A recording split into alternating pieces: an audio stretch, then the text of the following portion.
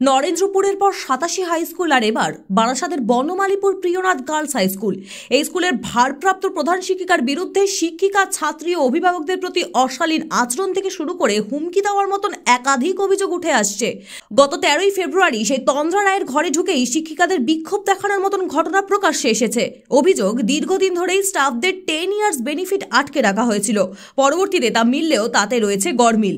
এই অভিযোগের ভিত্তিতে আমরা কথা বলেছিলাম ওই স্কুলের শিক্ষিকা অন্তরা সরকারের সঙ্গে। উনি ঠিক কি বলেছেন শুনবো। এই পর্যন্ত যে সরকার নির্ধারিত 240 টাকা নেওয়া উচিত ভর্তি, আমাদের তো এটা সরকার পোষিত স্কুল, সেক্ষেত্রে কিন্তু উনি অনেক বেশি নিতেন টাকা, 900, 1000, 1100 এরকম ভাবে নেওয়া হতো। এবং সেখান থেকে সূত্রপাত হয়েছে আমাদের, মানে আমরা সেটা প্রতিবাদ করেছিলাম এবং ওই বিলের জেরক্স নিয়ে আমরা বিভিন্ন মহলে জমা দিয়েছিলাম। হু হু করে ছাত্রীর সংখ্যাও কম ছিল।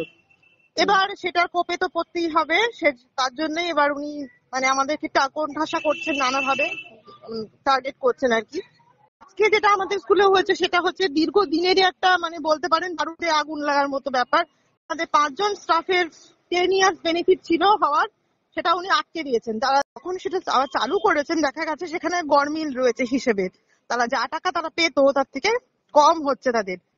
এই বিষয়ে আমরা কথা বলেছিলাম ভারপ্রাপ্ত প্রধান শিক্ষিকা তন্দ্রা রায়ের সঙ্গে। ওনার প্রতিক্রিয়া শোনাবো। হ্যাঁ, আসলে এগুলো সবই মানে সব লেভেলেই আমার চিঠি করে জানানো আছে, মানে ডিআই অফিস বলুন বা বোর্ড বলুন বা ডিএম ম্যাডাম বলুন বা ডিএম স্যার, বা সব লেভেলেই জানানো আছে। এখন ওনারা যা ডিসিশন নেবেন বা যা করবেন এটাতে তো আমার কিছু বলার নেই। সবটাই সব লেভেলেই চিঠি করে জানানো আছে এবং সবাই সবটা জানেন। এই যে বললাম, যা ডিসিশন যা হবে। এছাড়াও দ্বাদশ শ্রেণীর কম্পিউটার অ্যাপ্লিকেশন সহ বহু বিষয়ে ছাত্রীদের অভিযোগ, ভর্তির সময় প্রয়োজন অতিরিক্ত অর্থ নেওয়া হলেও ক্লাসরুমে সুযোগ সুবিধা থেকে বঞ্চিত হয়েছে তারা।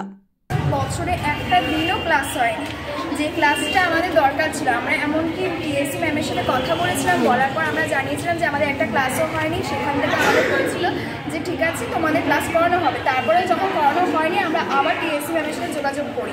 দেন তিনি বলেন আমাদের যে আমাদের মাসে একটা করে ক্লাস হবে। সে মাসের ক্লাস তো দূরের থাক, আমাদের এমনকি ক্লাসে আছে আমাদের যে কম্পিউটার রোল নাম্বার সেটা জানি না, কম্পিউটার কী বেসে পরীক্ষা দেবো, সেই বইটা কী হবে, সেই বইয়ের নাম থেকে শুরু করে খাতা আজ অব্দি কিচ্ছু হয়নি।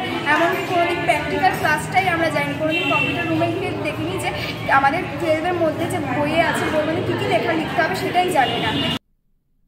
অনুষ্কা মণ্ডলের রিপোর্ট, ক্যালকলিং টিভি, কলকাতা।